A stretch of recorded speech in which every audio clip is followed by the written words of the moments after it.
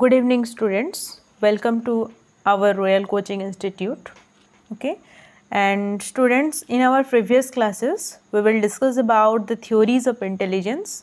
And before discussing the theories of intelligence, in our previous class we were discussing the meaning and definitions and characteristics of intelligence. And in this lecture, we cover the meaning of IQ. Okay. For the students, the full form of IQ is what? The full form of IQ is intelligent quotient. Okay, intelligence quotient.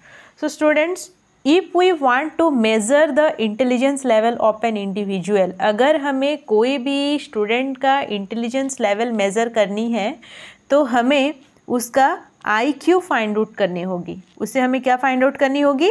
IQ find out करनी होगी. और IQ find out करने के लिए हमें दो चीज़ का ज़रूरत पड़ता है. Two things are very much important. One is MA and another is CA. Okay, MA का मतलब है मेंटल एज. MA का मतलब क्या है? MA का मतलब है मेंटल एज. एंड CA का मतलब क्या है? CA का मतलब है chronological age. Okay, MA mental age, CA chronological age. So बच्चों, अभी हम जानते हैं कि MA का मतलब क्या है और CA का मतलब क्या है. देखो students, I am giving a example. Okay, मैं एक एग्जाम्पल देती हूँ जिससे आप पूरा क्लियर हो जाओगे कि हम मेंटल एज किसे बोलेंगे और क्रोनोलॉजिकल एज किसे बोलेंगे.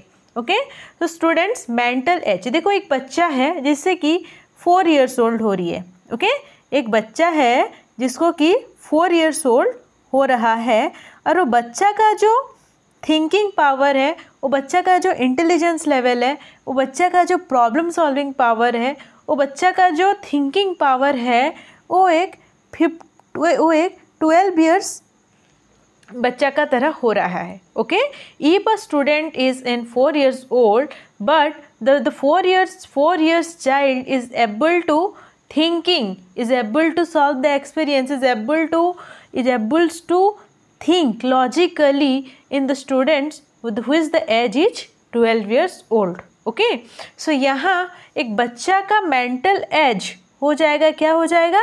एक 12 years बच्चा का जो मेंटल एज है, अगर एक 4 years बच्चा का वही मेंटल एज है तो हम क्या बोलेंगे? इसका मेंटल एज क्या है?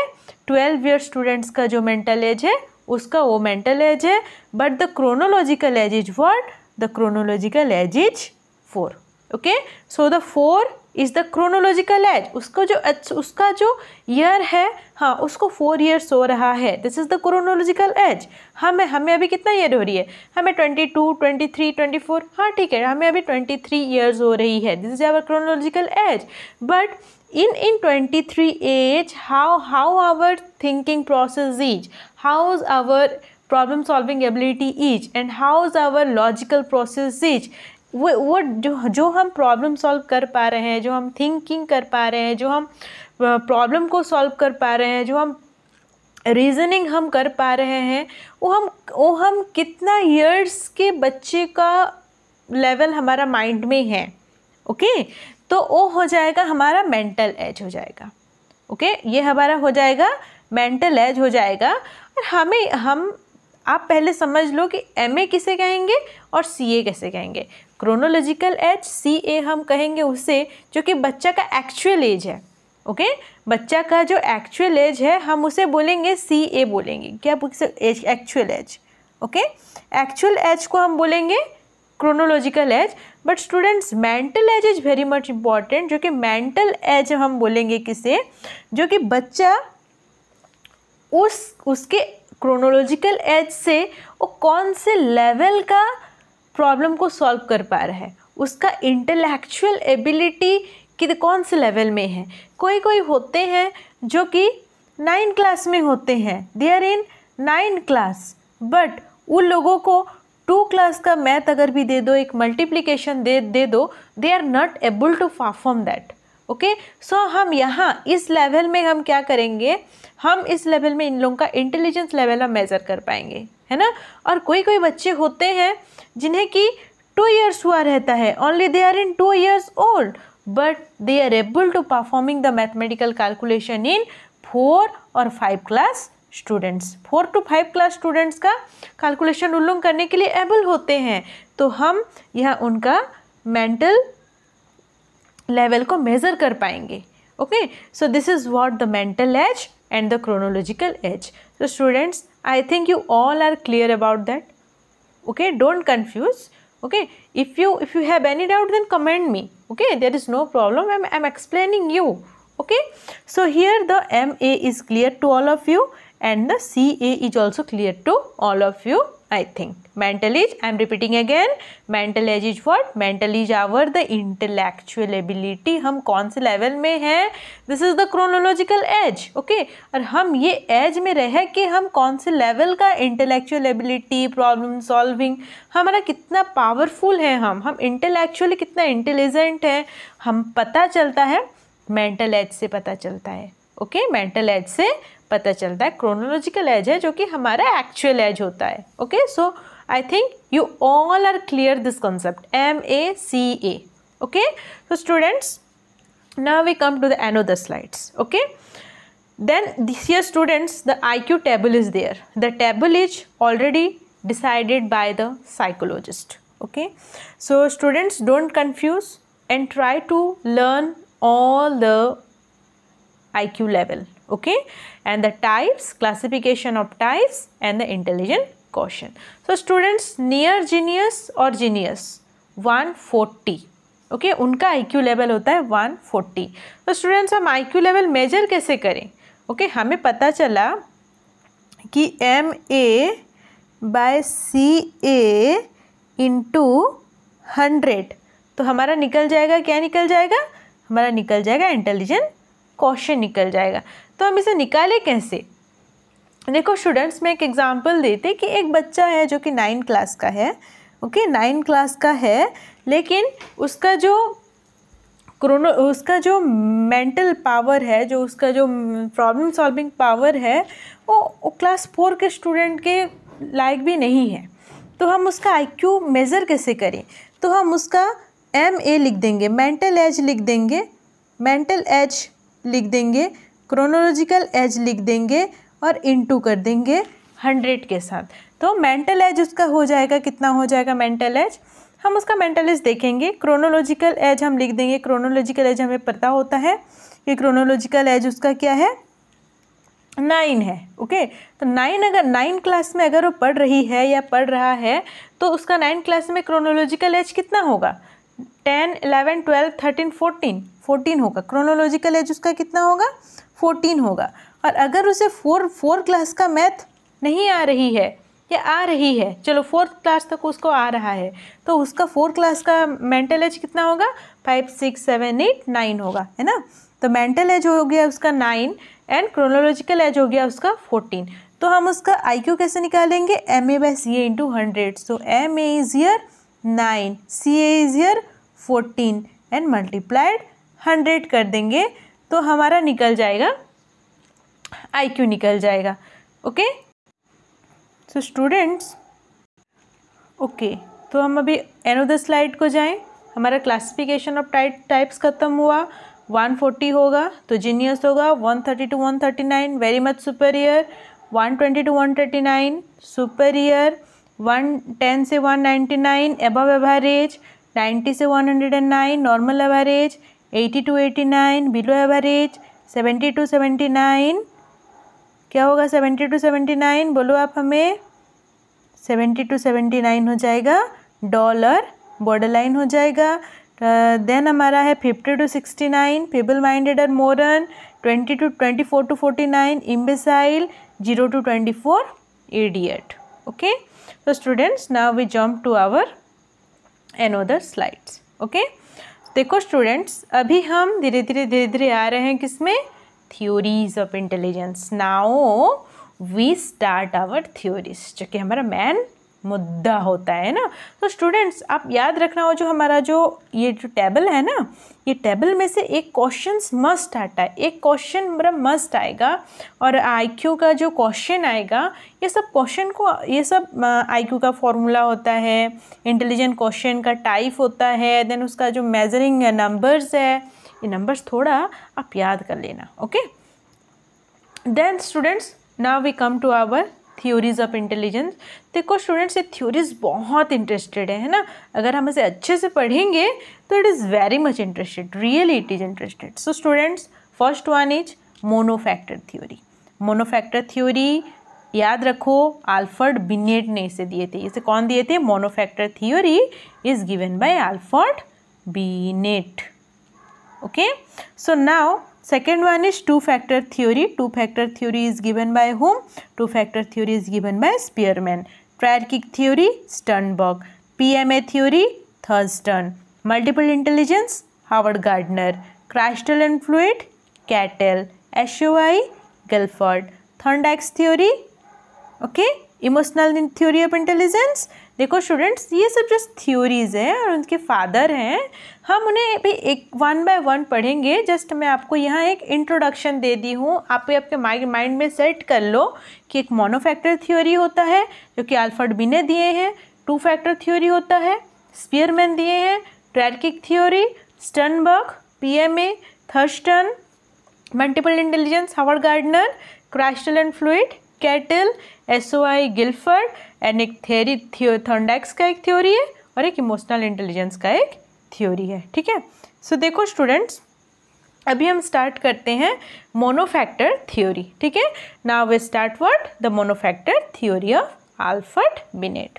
ओके स्टूडेंट्स, देखो मोनोफैक्टर थ्योरी अल्फ्रेड बिनेट ये बोलना चाहते हैं कि अल्फ्रेड बिनेट, देखो हमें तो मालूम पड़ गया है कि Alfred Binet was the founder of monofactor theory. ये मुझे और एक्सप्लेन करने की ज़रूरत नहीं है क्योंकि मैं इसे आपको आगे से बोल दिए हूँ। ओके, देखो Alfred beneath introduce the concept of mental as, very much important. हम जो IQ में जो MA/CA निकाल रहे थे ना, वो जो MA था, MA was firstly introduced by Alfred Binet. Okay, remember the points or note it in your copy must. Okay, then आपका जो यूनिफैक्टर थ्योरी है, यूनिफैक्टर थ्योरी ऑफ इंटेलिजेंस है, we all have common sense। देखो ये बोले क्या है?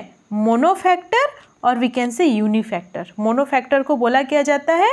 मोनोफैक्टर को बोला जाता है यूनिफैक्टर बोला जाता है। मोनोफैक्टर को क्या बोला जाता है? मोनोफैक्टर को यूनिफैक्टर बोला जाता है। तो स्टूडेंट्स याद रखो, according to the Alfred Binet, unifactor theory of intelligence क्या बोल रहा है? We all have common sense, general factor of intelligence to apply in every task. देखो स्टूडेंट्स, अल्फ्रेड बिनेट एक छोटा सा कंसेप्ट दिए हैं, मोनोफैक्टर यूनिफैक्टर थ्योरी, जो कि यहाँ बोलना चाहते हैं कि हमारे सब में we all have the common sense only, general factor सब में होता है। ठीक है, मैं आपको आगे और बताऊंगी कि टू फैक्टर होता है, वन इज जी फैक्टर होता है जो कि बोला जाता है जनरल, और एक एस फैक्टर होता है जो कि बोला जाता है स्पेसिफिक। ओके, स्पेसिफिक बोला जाता है। तो हमारे जो अल्फ्रेड बिनेट हैं वो मेनली फोकस किए हैं स्टूडेंट्स जनरल फैक्टर को। ओके, वो बोले हैं कि जनरल फैक्टर जो है हमारे सबके अंदर में, each and every individual have the general factor. Okay, so सबके अंदर में क्या होता है? एक जनरल फैक्टर होता है जो कि हमारा कॉमन सेंस। ओके, और हम देखो ईच एंड एवरी इंडिविजुअल, हम एज ए इंडिविजुअल हम जो भी काम करते हैं ना, अल्फ्रेड बिनेट बोल रहे हैं हम जो भी काम करते हैं हमारा एक ही सेंस के थ्रू से करते हैं, that is our common sense और that is our general factor of intelligence. Okay, okay, so monofactor theory is very much simple students, don't confuse about it. Monofactor is also called what? The unifactor, and the Alfred Binet was the founder of mental age, and according to monofactor theory we all have the common sense और general factor of intelligence to apply in every task. हम day to day life में जितना भी काम करते हैं ना, ये सब एक ही फैक्टर में यूज़ होता है, that is monofactor. Then you come to the next theory, that is theory of Spearman. Students, theory of Spearman, to factor theory of Spearman. देखो मैं यहाँ जो आपको नेम जो मैं लिख दी हूँ ना, ये जो लिखा गया है नेम, यहाँ से आप क्लियर हो जाना कि two factor theory was given by Spearman. It is very much important ना, it is very much important. Two factor theory was given by Spearman. So students, Spearman is a British psychologist and influenced by Galton. देखो Galton भी हमारा एक psychologist है, और ये two factor जो theory है ना, जो हमारे स्पीयरमैन दिए हैं, बोला जाता है कि स्पीयरमैन जो है हमारे गाल्टन से इन्फ्लुएंस्ड हुए हैं, है ना। And he also known as the father of factor analysis. हम आगे आपको बताएंगे कि फैक्टर एनालिसिस होता क्या है, ठीक है, फैक्टर एनालिसिस होता क्या है। सो देखो आपको एक बात ध्यान रखनी है कि हमारे जो स्पीयरमैन है ना, वो हमारे फैक्टर एनालिसिस के फादर हैं, फैक्टर एनालिसिस के फादर हैं। एंड वो बोले हैं he said intelligence is made up of two factor, intelligence is made up of two factor. What are the factor students? मैं आपको बोली थी, एक होता है जी फैक्टर, एक होता है एस फैक्टर, है ना। तो G factor is what student? G factor is our general factor and S factor is our specific factor. G for general, S for specific. G को जी में इंडिकेट किया जाता है, स्पेसिफिक को एस में इंडिकेट किया जाता है। सो डोंट कंफ्यूज बिटवीन ये जी क्या होता है एंड एस क्या होता है ना। So G for general, S for specific, very simple. So students देखो अभी हम थोड़ा बात करते हैं जी फैक्टर क्या होता है एंड एस फैक्टर क्या होता है। हाँ, तो स्टूडेंट्स देखो जी फैक्टर जब हम बात करते हैं, जी factor form the basic for all mental abilities. देखो जो हमारे जो मोनोफैक्टर थ्योरी में हमारे कौन बोले थे कि मोनोफैक्टर थ्योरी में कौन थे students? Tell me. Monofactor theory में थे हमारे होस, मोनोफैक्टर थ्योरी में थे अल्फ्रेड बिनेट थे, है ना। अल्फ्रेड बिनेट मोनोफैक्टर थ्योरी में जो बोले क्या थे कि one of the most important thing that is the G factor is in हमारे सबके सब में, हमारे पूरा each and every as a human being हमारे सबके अंदर में जी फैक्टर होता है बोल के हमारे अल्फ्रेड बिनेट बोले थे। इन स्पीयरमैन क्या किए हैं, वो जी के साथ साथ और एक फैक्टर ऐड कर दिए हैं, दैट इज एस फैक्टर, है ना। तो यह एस फैक्टर का इम्पॉर्टेंस क्या है स्टूडेंट्स, ये हमें जाननी होगी कि जी फैक्टर आप सिंपली समझ लो, G factor forms the basic for all mental abilities and capabilities. ये क्या करता है हमारा, हम जो ये बोले हैं कि जनरल फैक्टर जो होता है ना, ये हमारा जनरल मेंटल एबिलिटीज़ होता है, जो कि हमारा इनेट होता है एंड हेरिडिटरी होता है। क्या होता है? इनेट होता है एंड हेरिडिटरी होता है ना, general factor. And Spearman called it, Spearman इस जनरल फैक्टर को बोले हैं, ये जी फैक्टर को बोले हैं स्पीयरमैन क्या बोले हैं? It is a mental energy, it is a mental energy, very much important. Okay, G factor is also known as mental energy. और ये बोलना चाहते हैं क्या, बोलो, ये बोलना चाहते हैं कि हम इंडिविजुअल जो भी काम करते हैं ना, ये सब में जी फैक्टर मैक्सिमम यूज़ होती है, जी फैक्टर मैक्सिमम यूज़ होती है ना। So now students we talk about the G factor. G factor को बोला गया है higher the G factor higher the intelligence, है ना। ये बोल रहे हैं जिसके अंदर में जितना जी फैक्टर ज़्यादा होगा, जितना जी फैक्टर ज़्यादा होगा उसके अंदर में उतना इंटेलिजेंस ज़्यादा होगा। ओके, उतना इंटेलिजेंस ज़्यादा होगा। High G factor, high G factor, high intelligence. Okay, and वो बोलना चाहते हैं low G factor and low intelligence. High G factor, high intelligence. So students two factor theory Spearman बोलना चाहते हैं हमारे अंदर में दो चीज़ें होते हैं, दो फैक्टर होते हैं, एक जी फैक्टर और एक एस फैक्टर। जी फैक्टर जो है हमारा जनरल मेंटल एबिलिटी है, मेंटल एनर्जी है ना। जो कि हमारा ईच एंड एवरी इंडिविजुअल जो भी काम करते हैं सब में जी फैक्टर काम में आती है ना। और जी फैक्टर, जिसका जी फैक्टर ज़्यादा होता है उसका मेंटल एबिलिटी, उसका इंटेलिजेंस ज़्यादा होता है। ओके, सो स्टूडेंट्स देखो, मैं आपको बोली थी कि जी फैक्टर जो होता है ना, इट इज़ हेरेडिटरी होता है, इनेट होता है, and the training and education do not influence this factor. और हम कोई भी ट्रेनिंग और एजुकेशन लेके जी फैक्टर को इन्फ्लुएंस नहीं कर पाएंगे। हम ट्रेनिंग जो लेते हैं, हमारा स्किल जो डेवलप होता है वो हमारा S skill, specific specific skill क्या होता है, स्पेसिफिक स्किल डेवलप होता है, not the general skill. Okay, not the general skill. तो याद रखना, कोई भी स्पेसिफिक स्किल को अगर आपको डेवलप करनी है then you need the S factor, और हमारा जो जनरल एबिलिटी है, जो हमारा जी फैक्टर है, वो कोई भी एक्सटर्नल एनवायरनमेंट से इन्फ्लुएंस नहीं होता है। And to perform a certain task effectively one needs some specific ability. अगर आपको कोई भी एक अलग तरह का, न्यू तरह का, यूनिक तरह का काम करना है तो आपको एस एबिलिटी का, एस फैक्टर का नीडेड होता है। ओके, अगर आपको कोई जनरल काम करना है जो कि हम हमारे डे टू डे लाइफ में डेली करते हैं, this is known as the general factor. अगर आपको कोई सर्टेन टास्क इफेक्टिव मैनर में करना है then we one who need a specific factor, है ना। देखो स्टूडेंट्स, हम सब एक ह्यूमन बीइंग है ना। एज ए ह्यूमन बीइंग हमारा क्या होता है, हमारा एक नॉर्मल डेली लाइफ होता है, जो कि हमारा डेली रूटीन जो होता है, मॉर्निंग में उठेंगे, ब्रेकफास्ट, मॉर्निंग में उठे, ब्रेकफास्ट किए, देन हमारा स्टडी आवर होता है, देन हमारा एक्सरसाइज होता है, देन हमारा स्कूल टाइम होता है, देन हमारा गेम टाइम होता है, देन हमारा टेलीविज़न टाइम होता है। जो हमारा ये टाइम होता है, this is done by our general factor, जो कि हर लोग करते हैं, ये उनका जी होता है। और कोई भी जनरल फैक्टर को एक्सटर्नल एनवायरनमेंट, ट्रेनिंग, एजुकेशन के थ्रू से चेंज नहीं किया जा सकता, क्योंकि ऑटोमेटिकली चेंज होता है।